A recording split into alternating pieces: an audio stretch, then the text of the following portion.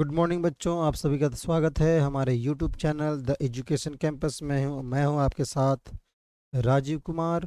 और मैं आज लेके आया हूं क्लास 11th का हिस्ट्री का चैप्टर नंबर 7, जिसका नाम है बदलती हुई सांस्कृतिक परंपराएं। यह जो सांस्कृतिक परंपराएं, जो बदलती हुई सांस्कृतिक परंपराएं, ये कहाँ की है? ये परंपराएं हैं यूरोप की। ठीक है, यह जो यूनिट है, यह इस यूनिट में हम यूरोप के बारे में जानेंगे, चाहे वो चैप्टर 6 हो, चाहे चैप्टर 7 हो, या फिर आने वाला जो चैप्टर वो 8 हो। ठीक है, यूरोप के इतिहास के बारे में यहाँ पे जानेंगे।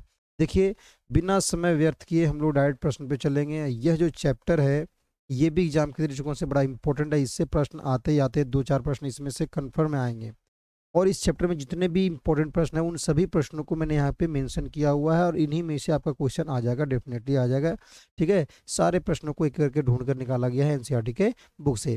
तो चलिए शुरुआत करते हैं। प्रश्न नंबर 1 से लिखा है, पुनर्जागरण सर्वप्रथम किस देश में आया? पुनर्जागरण जो आया सर्वप्रथम कहाँ आता है? ऑप्शन दिया है, क दिया है फ्रांस, ख दिया इटली, ऑस्ट्रेलिया या जर्मनी। तो सही जवाब होगा ऑप्शन ख, इटली में दिया है। ठीक है ना, इटली में सर्वप्रथम पुनर्जागरण काल की क्या होती है? शुरुआत होती है।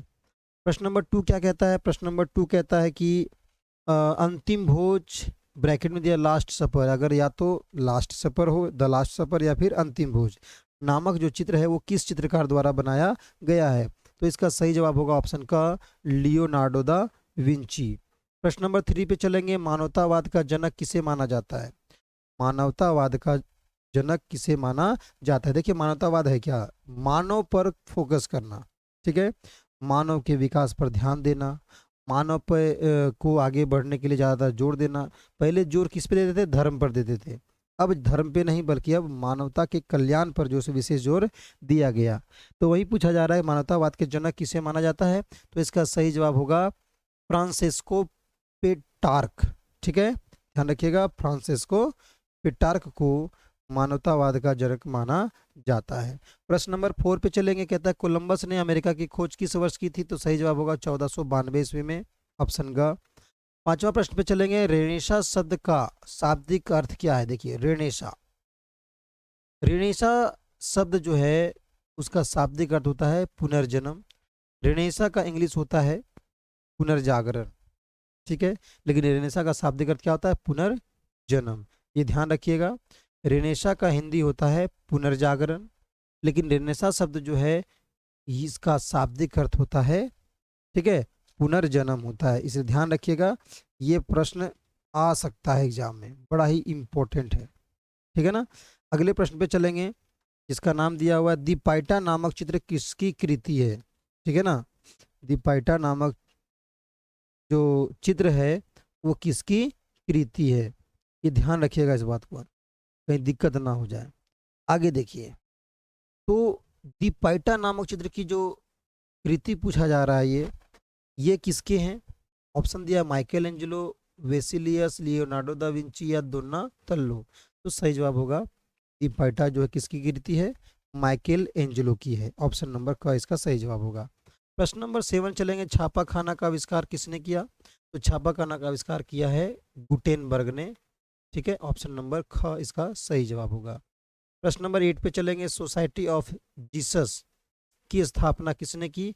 तो इसका सही जवाब होगा बच्चे ऑप्शन घ, इग्नेशियस लोयोला ने। किसने किया था? इग्नेशियस लोयोला ने किया था। प्रश्न नंबर 9 पे चलेंगे। आधुनिक युग का पुनर्जागरण युगीन प्रमुख राजनीतिक चिंतक था, कौन थे? हॉब्स, दांते, मैकियावेली या ये सभी? तो इसका सही जवाब होगा ऑप्शन घ, ये सभी थे। प्रश्न नंबर 10 कहता है कि पुनर्जागरण कालीन प्रमुख मूर्तिकार कौन थे? है ना, कौन थे, कौन था नहीं, बल्कि क्या आएगा यहाँ पे, कौन थे। ठीक है, तो इसका सही जवाब होगा क्या? ऑप्शन दिया है गिवर्ती, गिवेर्ती, माइकल एंजेलो, दोनातल्लो या इनमें से सभी। तो इसका सही जवाब होगा ऑप्शन घ, इनमें से सभी जो थे वो पुनर्जागरण काल के प्रमुख मूर्तिकार थे। प्रश्न नंबर 11 कहता है, किसे यूरोप का कालिदास कहा जाता है? तो सही जवाब होगा विलियम शेक्सपियर को यूरोप का कालिदास कहा जाता है। प्रश्न नंबर 12 पे चलेंगे। गुटेनबर्ग ने छापाखाना का आविष्कार कब किया? तो गुटेनबर्ग ने छापाखाना का आविष्कार जो किया वो 1855 ईस्वी में किया। कहाँ किया? जर्मनी में किया। कहाँ का था गुटेनबर्ग? जर्मनी का था। अगला सवाल प्रश्न नंबर 13 में लिखेंगे कि धर्म सुधार आंदोलन के जन्मदाता कौन थे? देखिए मैंने बताया था इस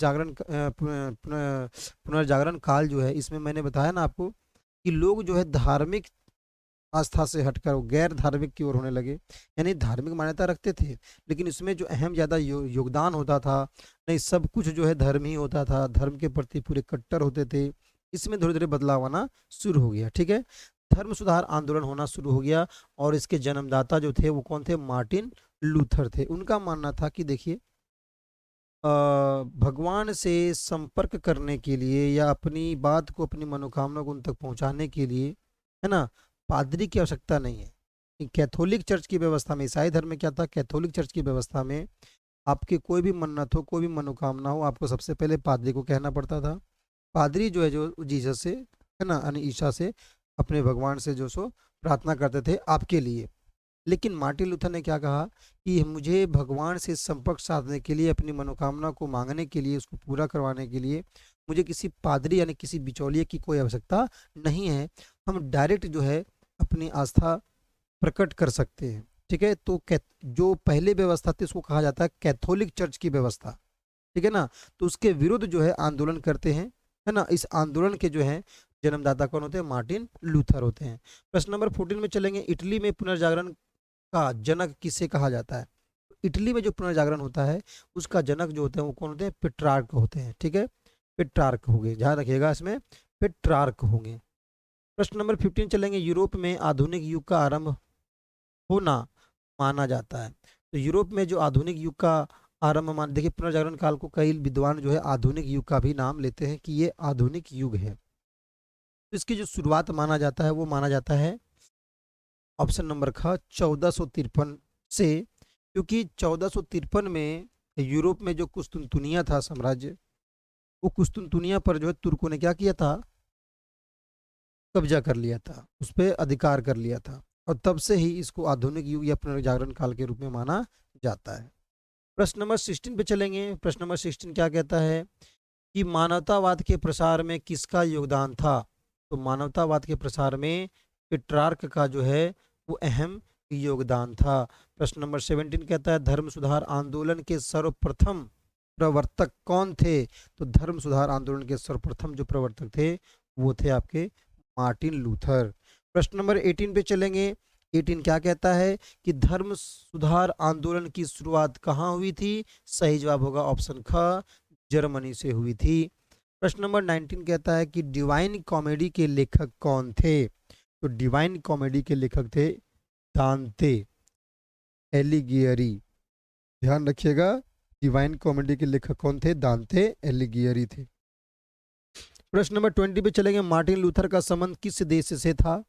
तो मार्टिन लूथर का संबंध जो था वो जर्मनी से था। इसका सही जवाब होगा ऑप्शन ख। प्रश्न नंबर 21 पे चलेंगे। द लास्ट सफर चित्र का निर्माण किस वर्ष हुआ? 1495 में, 1496 में, 1497 में, 1498 में। तो सही जवाब होगा ऑप्शन क, 1495 में। प्रश्न नंबर 22वां कहता है कि पुनर्जागरण काल क्या दर्शाता है? सामाजिक परिवर्तन को, राजनीतिक परिवर्तन को, सांस्कृतिक परिवर्तन को, या फिर धार्मिक परिवर्तन को? ठीक है, तो जाहिर सी बात है इसका आंसर आपका चैप्टर में ही दिया हुआ है, बदलती हुई सांस्कृतिक परंपराएं। यानी कि पुनर्जागरण काल में सांस्कृतिक परिवर्तन देखने को मिलता है। प्रश्न नंबर 23 पे चलेंगे। कहता है 1860 में the civilisation of the Renaissance in Italy, ठीक है ना, नामक पुस्तक की रचना किसने की? तो सही जवाब होगा इसका बर्क हार्ट ने किया था। इस पुस्तक के नाम से पता चल जाता है कि रेनेसा जो होता है वो कहाँ होता है? शुरुआत इटली से होता है। ठीक है ना, तो इस पुस्तक की रचना the civilisation of the Renaissance in Italy नामक जो पुस्तक है उसकी रचना करने वाले कौन है? बर्क हार्ट हैं। प्रश्न नंबर 24 पे चलेंगे। 24 क्या कहता है कि निम्न में से किसे 1341 ईस्वी में रोम में राजकवि की उपाधि से सम्मानित किया गया? तो राजकवि की उपाधि से सम्मानित करने वाले जो व्यक्ति हैं वो हैं पेट्रार्क हैं। कौन है बच्चे? पेट्रार्क हैं, ध्यान रखिएगा इस बात को। प्रश्न नंबर 25 चलेंगे। कैंटरबरी टेल्स की रचना किसने की? सही जवाब होगा चौसर ने। किसने? चौसर ने की। प्रश्न नंबर 26 कहता है मोनालिसा किसकी कृति है? मोनालिसा किसकी कृति है? तो इसका सही जवाब होगा ऑप्शन ग, लियोनार्डो दा विंची। कौन होंगे? लियोनार्डो दा विंची होंगे। प्रश्न नंबर 27 चलेंगे। द प्रिंस नामक पुस्तक के लेखक कौन है? मैकियावेली, पेट्रार्क, बर्कहार्ट या गुटेनबर्ग? तो सही जवाब होगा द प्रिंस नामक लेखक के जो पुस्तक के लेखक है उसका सही जवाब होगा ऑप्शन का मैकियावेली। ध्यान रखिएगा इस बात को। प्रश्न नंबर 28 पे चलेंगे। 28 क्या कहता है? ऑन प्लेजर नामक पुस्तक के लेखक कौन है? ऑन प्लेजर नामक पुस्तक के लेखक कौन है? ऑप्शन दिया हुआ है लॉरेंजो वल्ला, ठीक है, चौसर, बर्कहार्ट या गुटेनबर्ग? तो इसका सही जवाब होगा ऑप्शन का लॉरेंजो वल्ला। प्रश्न नंबर 29 पे चलेंगे। पुनर्जागरण काल की प्रमुख महिलाएं थी। ऑप्शन क कसांद्रा फिदेले, ख इसाबेला, ग मार्चेसा ऑफ मांटुआ या इनमें से सभी? तो इसका सही जवाब होगा इनमें से सभी। ये महिलाएं जो थी पुनर्जागरण काल की प्रमुख महिलाएं थी, इन्होंने अपनी बात को बहुत अच्छे तरीके से क्या किया? उठाया।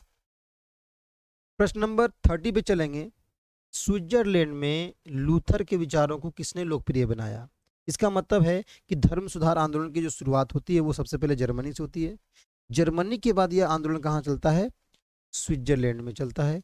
लेकिन स्विट्जरलैंड में लूथर के विचारों को आगे ले जाने वाला या उसको लोकप्रिय बनाने वाले कौन थे? तो उसका सही जवाब होगा उल्रिक ज्विंगली, जॉन कैल्विन, का खा दोनों या इनमें से कोई नहीं? तो इसका सही जवाब होगा ऑप्शन ग, है ना, का और खा दोनों, यानी कि सबसे पहले उल्रिक ज्विंगली लूथर के बाद या उसके विचारों को आगे ले जाने वाले, और ज्विंगली के बाद जॉन कैल्विन जो है स्विट्जरलैंड में लूथर के विचारों को आगे लेते चले गए।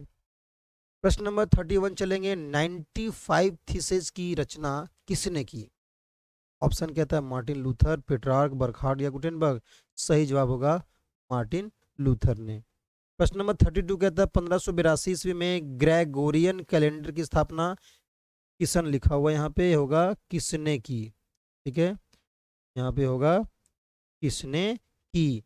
तो इसका सही जवाब क्या क्या होगा? देखिए Ulrich Zwingli, John Calvin, Gregory 13वें या इनमें से कोई नहीं? तो इसका सही जवाब होगा ऑप्शन ग, ग्रिगोरी 13वें ने।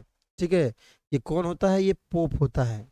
कौन होता है? ये पोप। ध्यान रखिएगा, ये कौन होते हैं?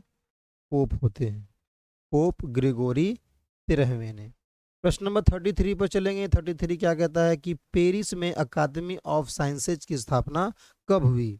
1673 में, 1573 में, 1455 में या 1525 में? तो सही जवाब होगा 1673 में। प्रश्न नंबर 34 पे चलेंगे। कहता है कि पृथ्वी समेत सारे ग्रह सूर्य के चारों ओर परिक्रमा करते हैं। यह कथन किसका है? ऑप्शन का कहता है गैलीलियो, ख कहता है कोपरनिकस, ग न्यूटन या घ कहता है लाप्लास? तो पृथ्वी समेत जो है सूर्य के सारे ग्रह सूर्य के चारों ओर परिक्रमा करते हैं, यह कथन जो है दिया था किसने? सर्वप्रथम कोपरनिकस ने दिया था। प्रश्न नंबर 35 चलेंगे। 35 में कहता है द रिवोल्यूनिबस किसकी रचना है? ऑप्शन क कहता है कोपरनिकस, ख गैलीलियो, ग न्यूटन या फिर घ लाप्लास? तो लिखा हुआ द रिवोल्यूशन, कहीं लिखा रहा द रिवोल्यूशन नहीं, रिवोल्यूनिबस किसकी रचना है? तो सही जवाब होगा कोपरनिकस की। प्रश्न नंबर 36 पे चलेंगे। कॉस्मोग्राफिकल किसकी रचना है? कॉस्मोग्राफिकल किसकी रचना है?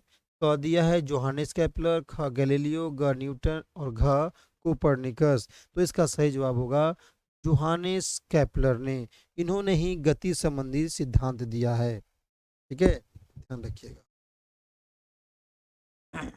अगला सवाल चलेंगे। कहता है 37 में कि सूर्य केंद्रित सौरमंडल सिद्धांत किसने दिया? सूर्य केंद्रित यानी कि सूर्य क्या है? केंद्र में है और सारे ग्रह जो उसके चारों ओर चक्कर लगा रहे हैं। तो क्वेश्चन से पता चल गया इसका सही जवाब होगा ऑप्शन क, कोपरनिकस। प्रश्न नंबर 38 पे चलेंगे। द मोशन नामक ग्रंथ किसकी रचना है? तो द मोशन नामक ग्रंथ जो है वो गैलीलियो की रचना है। किसकी है? गैलीलियो की। प्रश्न नंबर 39 पे चलेंगे। गुरुत्वाकर्षण का सिद्धांत किसने दिया? गुरुत्वाकर्षण का सिद्धांत जो है, गुरुत्वाकर्षण संबंधी सिद्धांत जो है वो दिया है न्यूटन ने। प्रश्न नंबर 40, निम्न में से कौन प्रोटेस्टेंट सुधारवाद के समर्थक थे? यहाँ पे आ जाएगा के समर्थक थे। तो इसका क्या होगा answer? Martin Luther, Ulrich Zwingli, John Calvin या इनमें सभी। तो इसका सही जवाब होगा इनमें से सभी। देखिए, मार्टिन लूथर के द्वारा जो कह सकते हैं ना, कैथोलिक चर्च के विरोध में जो अ, अभियान चलाया, जो आंदोलन चलाया, उस आंदोलन का नाम दिया गया प्रोटेस्टेंट सुधारवाद। ध्यान रखिएगा। इस तरह से ईसाई धर्म जो है दो गुटों में बट गया, एक कैथोलिक चर्च में और दूसरा प्रोटेस्टेंट चर्च में। कैथोलिक चर्च में क्या है कि पादरी होंगे, ठीक है, उनके नियम होंगे, जबकि प्रोटेस्टेंट चर्च में पादरी की आवश्यकता नहीं है, वो आप अपनी मनोकामनाओं को डायरेक्ट ईसा तक पहुंचा सकते हैं, अपने भगवान तक पहुंचा सकते हैं। तो ये 40 प्रश्न मैंने आपको बताया इस चैप्टर से। इस 40 प्रश्नों को अगर आप अच्छे से कर लिए तो गारंटी है इसमें से 4 प्रश्न आपका जो भी आएगा वो आप उसको बहुत ही इजी तरीके से बना लेंगे, है ना। अगर यह वीडियो हम आप लोगों को अगर पसंद आया हो तो इस वीडियो को जो है सो लाइक करें और शेयर करें। और हाँ, अगर यूट्यूब चैनल पर हमारे नए हैं, अब इसे सब्सक्राइब जरूर कर लें। और अगर आप पुराने भी सब्सक्राइब नहीं किए हैं तो जरूर कर लें, ताकि आने वाला हर विषय का वीडियो जो आपको मिलता रहे नोटिफिकेशन, ताकि आप समय पर अपडेट रहें और इस वीडियो को देखते रहें।